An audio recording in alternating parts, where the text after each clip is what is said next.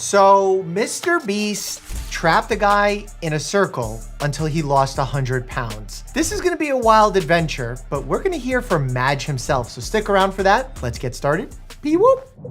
I'm not gonna lie, hearing about this concept for the very first time when I heard about it, I'm concerned because you wanna actually help the person get to a healthy weight in a healthy way. You also wanna make sure you're sending the correct signal to the world about what is the healthy way to lose weight. And we've seen with prior weight loss shows like The Biggest Loser, where people crash dieted down to a ridiculous weight only to have regained the weight because they didn't actually instill healthy habits in them. So I'm curious how this will go. I'm skeptical, worried, but optimistic.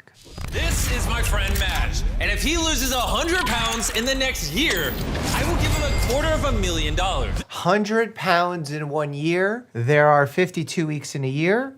2 pounds a week. It's a lot, it's fast, but I wouldn't categorize this as the most extreme form of weight loss. What do I want for breakfast? Ooh, you know what? Could make an omelet. Going from PB&J's, energy drinks. Wait, he has his own supermarket? That's really cool. It is. First breakfast of many. I wonder if he's making these choices himself because what's on the plate there looks extremely healthy. They look like they're good choices, but it's not just about getting the right micronutrients and macronutrients. It's also about making sure the caloric numbers are correct because the calories represent energy. So you can eat healthy, but if you overconsume calories, that's not gonna help you lose weight.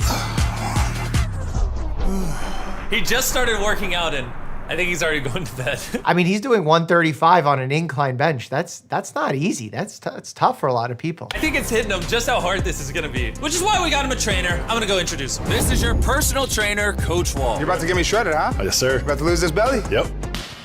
He seems excited. For the first time in his life, he was learning how to eat healthy. Coach cooking today. He's teaching me how to grill. That's good, right? That's so good. The plan your trainer laid out for you. You've been completing up to 18,000 steps per day. I have a love-hate relationship with step counters because some people take it too far. I think locking in on the steps per day can perhaps create a toxic relationship with exercise. Just in general, staying mobile and then perhaps logging your miles, your weight training, things that are perhaps higher intensity, I feel like is a better strategy. Lifting 5 days a week. Correct. And you've only been eating 2,500 calories a day? Eating 2,500 calories a day for him and his size, I don't remember exactly his weight, is definitely at a deficit. So he's gonna be losing weight, especially if he's exercising on top of it. So you gotta make sure you're consuming your proteins there. And now it's time for your first monthly weigh-in. Single weigh-ins are not incredibly useful. I get why Jimmy's doing this for the video, but your weight will fluctuate and it will fluctuate based on many factors, how much exercise you did, your water status, the food you consumed before, stress levels,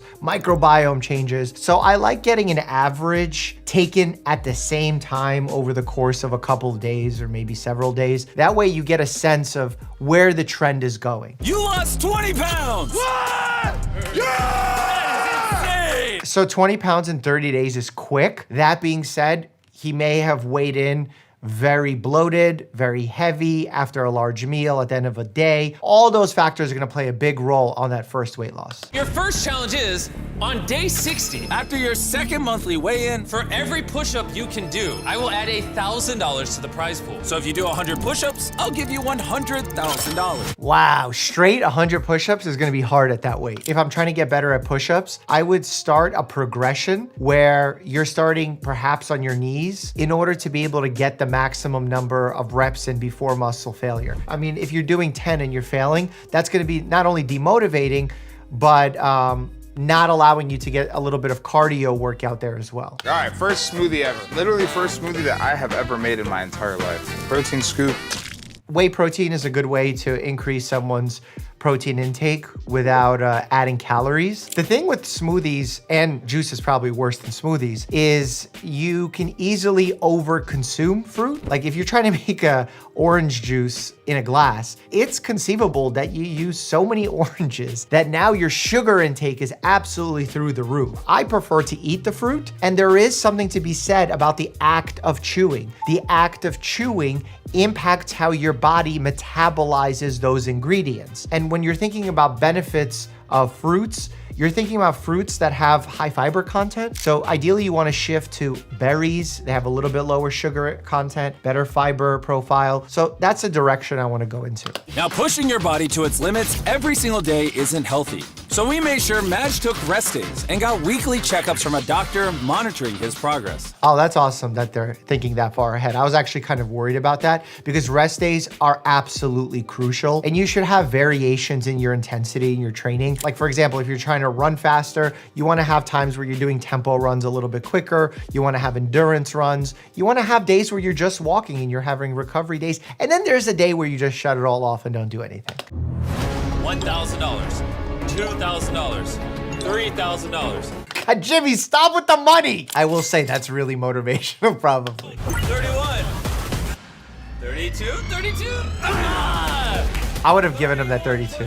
Or at least give him 500 bucks. Your next challenge. Every dollar you can carry for a lap around this building, I will add it to your prize pool. How long is that circle? You might get greedy and you might try to carry $500,000, but you can't make it all the way through and then you lose. Oh, so there's a little bit of strategy here. Coach wants me to emulate how it would be for me to carry duffel bags full of money. Yeah, endurance is gonna be a big factor. When you're working out, training hard is always gonna be beneficial, but you wanna think about the variations in that training. Set counts, rep counts, not allowing your body to plateau. Even though he's on day 63, like this is all new to his body. His whole body is in a state of shock. And with Madge progressing so much in his workouts, Coach's incredible impact on his life was so great that he became a member of the family.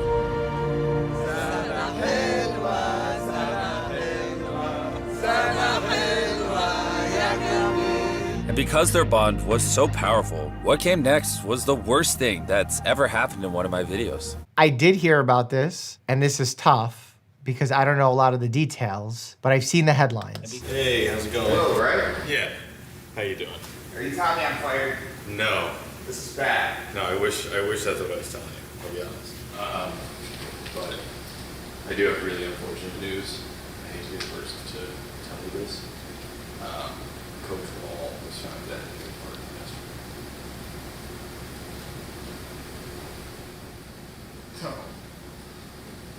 No. No, man, no. No, don't lie to me, bro. I like Will's approach here, offering the hug, saw that there was huge emotion and immediately backed off and just gave a supporting hand. Very high level there from a clinician standpoint. Staying quiet and allowing a person to process, answering any questions is very valid here. Very good job by Will. It's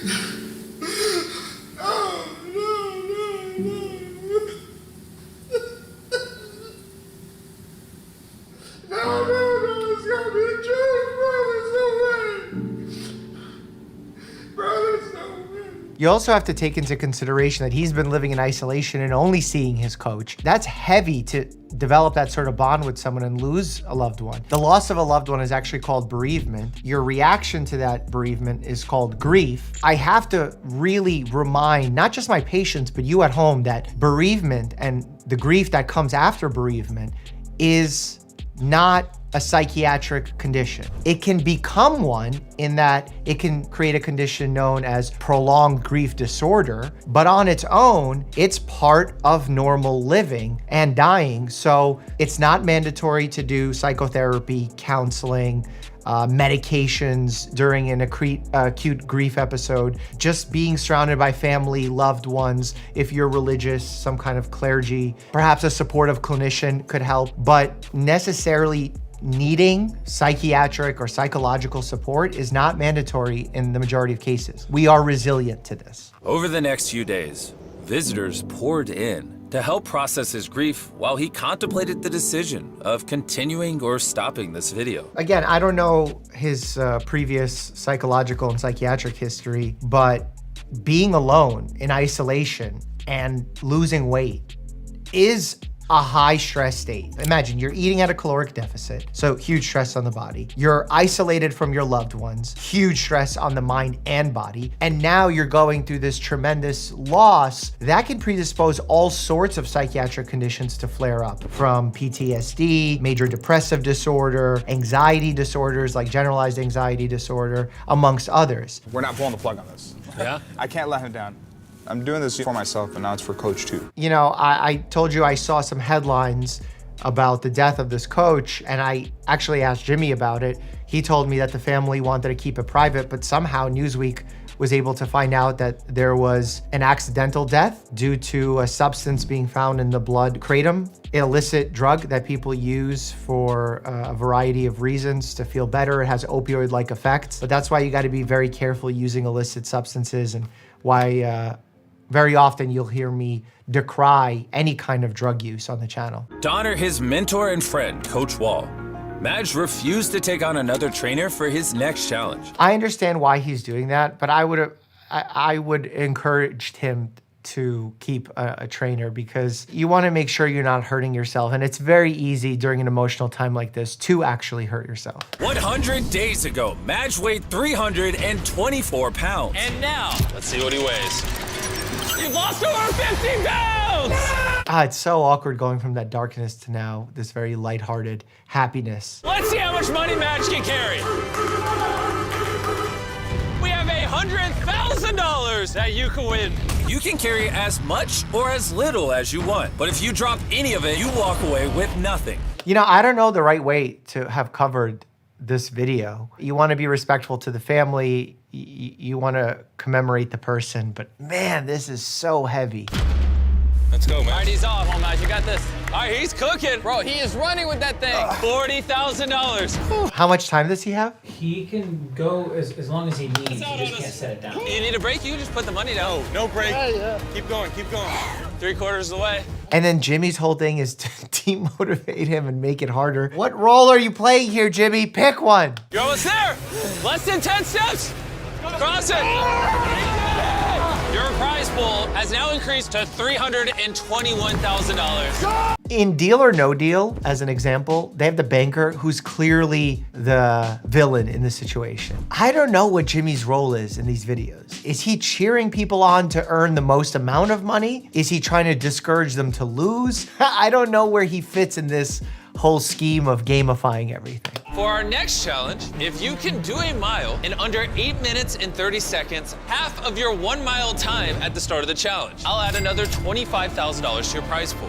This is strictly cardio, something that I only do 2 times a week, and the cardio that I do 2 times a week isn't even this. Yeah, I think in a situation like this, you need to gradually work your way up, because it's really easy when you're overweight and you're starting to put pressure on your joints by doing something that's new to you. You can get hurt very fast. Even just the strain that you put on your bones, the bones will hurt. When we started this video, it took you 17 minutes to run a mile. And now, 130 days later, You must do it in under 8 minutes and 30 seconds. I mean, he's lost a tremendous amount of weight over 4 months in. 8:30 is tough for someone who's never ran before, but I think he's been consistently training. I think he's gonna be able to do it. go! 25 grand on the line. Let's see if he can do it. Let's go! I wonder if he has a watch on to be able to know his pace. Go! Oh! You did it in 8 Well minutes and 4 done. seconds. Coach Wall, he shows up for me every day. I show up for him every day. That's a great coping mechanism exhibited there. Keeping someone alive in your memory is very important. When you started, you were able to dead hang for 6 seconds. In exactly 30 days, for every second you can hang, I will give you $1,000. Get out of here. Hang is really hard. You need to work your grip strength up, and you need to be careful because it's very easy to develop golfer's elbow. And I know hanging has nothing to do with golf. It's just our very weird name for medial epicondylitis, which is inflammation on the interior or inside portion of your elbow. And when I started doing dead hangs, I actually developed really bad medial epicondylitis, so much so that I ended up going to get acupuncture. And off the first session, I got like 80% relief, which shocked me because I didn't think it would work. But then I was like, you know what, let me go for the second session. It's gonna get better. Went for the second session, hit a nerve. My My hand, every time I extended my arm, felt like it was on fire. And then it led to a disastrous doctor's visit with this really shady doctor that I'm gonna link that video down below because you need to watch it just to be careful not to fall victim to some of these shady doctors and practitioners out here. All that is to say, dead hangs got me there. I brought someone who literally trains bodybuilders. This guy has a degree in biochemistry and is the smartest fitness influencer I could find, Jeff Nippard. Let's go! I mean, you gotta start slow. Some people will just do basic cable exercises in order to get them there, but you can get attachments to the pull-up bar, like let's say resistance bands, things that can take off some of your weight to allow you to get comfortable with the motion and then work your way up from there. Take your grip. Okay. Oh, there you go. There's the resistance bands we were talking about. And he's doing wide grip pull-ups too. You just gotta be careful, because if that thing snaps, in only 3 days, Jeff really helped Madge improve his dead hang. bent over ropes are good. Looking good for my bank account. This guy is an animal. Again, you gotta be really careful to not overdo it there. It's very easy to overdo it. This is not a huge muscle group. This isn't squatting, this isn't deadlifting. This is a very small set of muscles. And using chalk there is not gonna improve grip strength. And before you get mad, it's gonna improve grip performance because the chalk, absorbs some of that moisture, so less likely to slip, but it also improves friction. So when you create friction, you get better grip performance, not grip strength. I guess you could say you end up having a stronger grip, but it's really about the performance. 100 feet in the sky. Of course he has to do it 100 feet in the sky. Here we go, man. All right, the time. He looks like he's getting in great shape. 5 seconds. Hey, Madge, look down. Look down. Oh my gosh, does that scare you? Not at all. Oh my, wait, get a shot of this. This is real. This is real. The zoomed out camera shots didn't get me there, but that one's real. Oh, he just dropped. A minute and 1 second. Oh my God, the entire platform. Oh. 6 seconds to 60 seconds. That's 10x!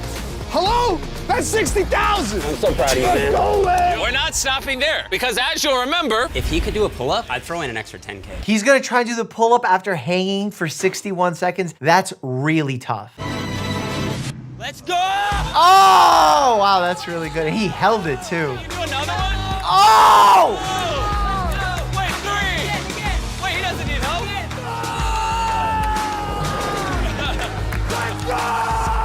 I have the clothes that I wore when I first got in here. I'm gonna try them on. Yeah, so, people looking at the scale sometimes will miss things because when you're putting on muscle and the weight is not changing on the scale, you might get sad. But if you look at your clothing and the way clothes fit and you start seeing musculature replacing the fat, you might start realizing, oh wow, the weight might not have changed drastically, but what my body is made of has. And that's really, really important. I hate to be like some of these podcast bros, they're like, muscle is the longevity tool. And like, it kind of is.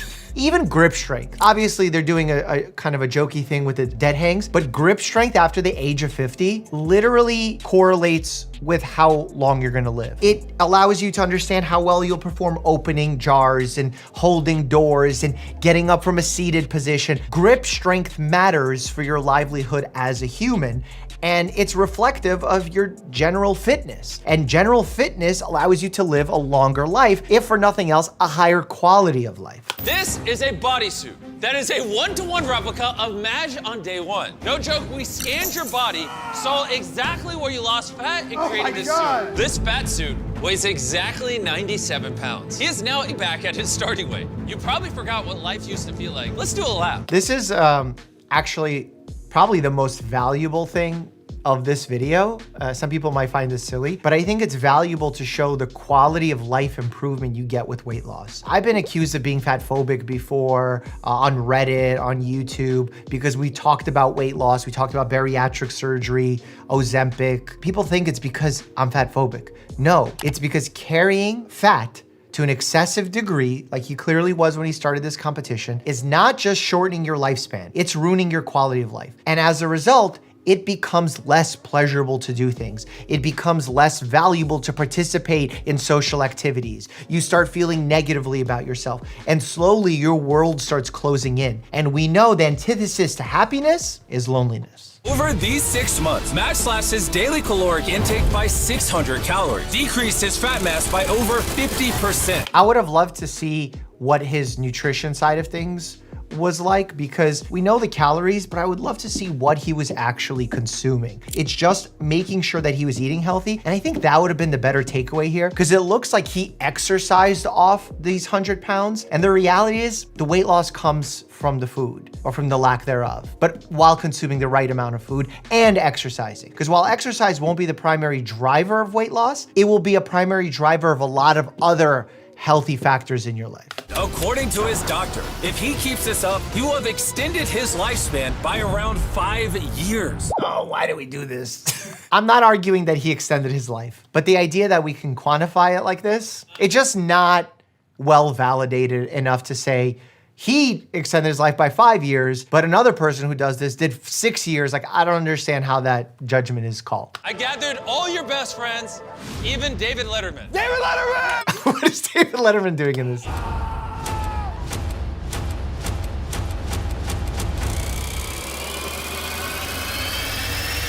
Reveal the results!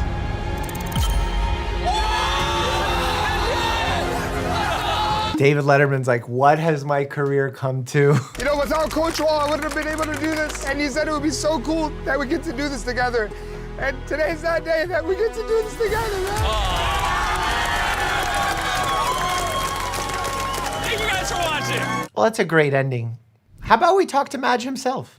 What's up, sir? What's up, handsome? I gotta say handsome to you, Mr. I lost a ton of weight. Dude, that picture of you going like this, that deserves to be in a boxing showdown poster. You're hilarious, bro. I always say patients are the experts in their conditions or experts of their experiences. You being an expert in losing 100 pounds. Tell the audience, what's one tip you would give to somebody as someone who's done it? What should they do? There's 4 pillars: sleep, nutrition, hydration, and physical activity. Physical activity doesn't necessarily have to be like actual strength training, but steps. Hydration, drinking a gallon of water a day. That's what I was doing. Sleep is 8 to 10 hours. And nutrition is just understanding what you're putting in your body. It is a little pricey to be healthy, but vegetables is a good source. You know, and then just the proteins, really. You don't have to be super fancy. Even if I don't hit the gym, it's just being mindful and intentional about what I'm putting into my body. What's the weight at now? Have you stayed consistent? Have you lost more weight? Have you gained some weight back? I ended at 222, and now I'm at 219. So nice. just a few pounds down. I don't think I will ever rebound. You know, like losing my dad is one of those things where you rebound, and then losing Coach, and I had every reason to rebound. I literally had every reason to get out of the circle and stop my journey and stop my challenge, but he literally built me up for it. He just wanted me to be the best version of myself, you know, and hopefully I'll continue to make him proud, because it isn't just me. You know, without Coach Wall, there wouldn't be this Medj standing in front of you. What is one tip that you could give to someone that is trying to attempt to lose weight? I think the most important thing, and this goes even further than losing weight, get a primary care doctor that you vibe with. They can help you separate fact from fiction when you read stuff online, because there's so much BS on social media. They can better guide you to what works best for you based on your medical history, your medical conditions, and most importantly, they can make sure that you're doing it in a healthy, sustainable way. So find a good primary care doctor, invest in that. God bless you, bro. That's awesome. Seriously. I mentioned it earlier, but here's a video of the worst doctor experience I ever had as a patient. Click here, check that out. As always, stay happy and healthy.